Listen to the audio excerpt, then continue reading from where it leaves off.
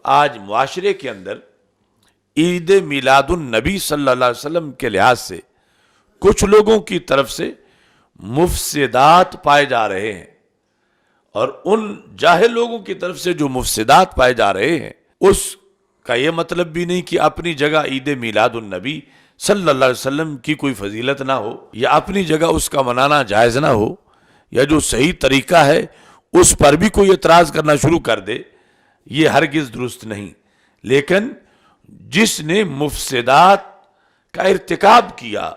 اس کو سمجھانا بھی ضروری ہے، اس کو رد کرنا بھی ضروری ہے،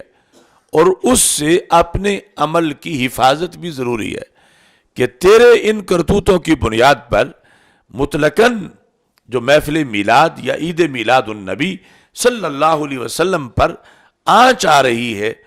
تو بھی ایک دشمن عید میلاد ہے کہ تیری وجہ سے اتنا جو مقدس عمل ہے اس کے اوپر لوگوں کو انگلی اٹھانے کا موقع مل رہا ہے۔ تو اس بنیاد پر عید میلاد النبی صلی اللہ علیہ وسلم کے اندر کوئی میوزک کا اہتمام کرتا ہے، یا وہاں پر مرد و عورت کا اختلاط ہو رہا ہے، یعنی وہاں پردے کا خیال نہیں، اور وہ ایک میلے کی شکل ہے،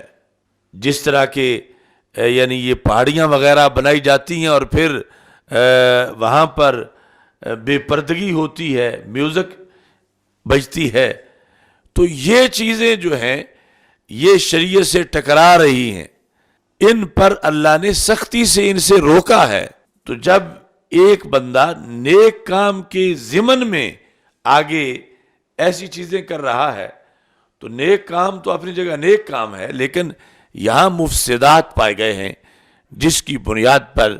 وہ نیک کام جو ہے اس کی ادائیگی میں خلل واقع ہو گیا ہے۔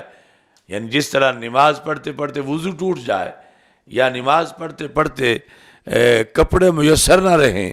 تو یا نماز پڑھتے پڑھتے قبلے سے منہ ہٹ جائے، تو اب اس میں نماز میں اپنی جگہ نماز کی دلیل میں تو کوئی کمزوری نہیں ہے، نہ یہ ہے کہ نماز پڑھنے والوں پر اس کی وجہ سے اعتراض کیا جائے کہ ہم نماز نہیں مانتے کیونکہ کچھ ننگے بھی نماز پڑھنا شروع ہو گئے ہیں۔ تو جو یہ کر رہے ہیں ان کے خرافات کا رد لازم ہے، اور ادھر دوسروں کے لیے یہ بطور دلیل اس عمل کے خلاف اس کو پیش نہیں کیا جا سکتا۔ تو ہم کئی سالوں سے ان ساری چیزوں پہ نظر رکھے ہوئے ہیں، اور ہماری اصلاحی تحریک جو ہے وہ ایک طویل زمانے سے ہے، خواہ وہ مزارات پر جو خرافات جہال کی طرف سے کیے جاتے تھے اس کے مقابلے میں جو ہمارا فتویٰ تھا اور اب بھی ہے، اور لاکھوں کی تعداد میں ہم نے اسے تقسیم کیا، علماء کرام کے اس پر دستخط کروائے، اوقاف سے مطالبہ کیا، مختلف جگہ اس سلسلے میں لڑائیاں بھی ہوئیں، پھر اصلاح نعت کی جو تحریک تھی، اور پھر اصلاح عقائد کہ محافل میلاد کو ایسے امور سے محفوظ رکھا جائے کہ جس کے نتیجے میں ایسا نہ ہو کہ رحمت کی جگہ عذاب برسنا شروع ہو جائے۔ تو اس کے باوجود چونکہ دوسری طرف سے کچھ چھٹی دینے والے جو لوگ ہیں، یعنی جن کے عام اجتماعات میں سامنے بے پردہ عورتیں بیٹھ کے ان کی تقریر سنتی ہیں، یا پھر وہ اس کو ایک میلے کی شکل دے رہے ہیں، یا وہ کہتے ہیں کہ میلاد کو روایتی انداز میں منایا جائے، یا اس کو اپنے کلچر سے منسلک کر کے میلاد منایا جائے، یعنی یہ ساری اصطلاح منہاجیوں کی ہیں، اور کچھ ویسے بہت سے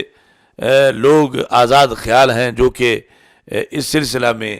مسلسل آگے بڑھتے جا رہے ہیں، اہل سنت کے کھاتے میں ڈالا جا رہا ہے۔ تو ہرگز ایسے کاموں کا اہل سنت کے ساتھ کوئی تعلق نہیں ہے، اور نہ ہی یہ محفل میلاد ہے، اور بڑی شدت کے ساتھ ایسے لوگوں کا مقابلہ کرنا ضروری ہے۔ یعنی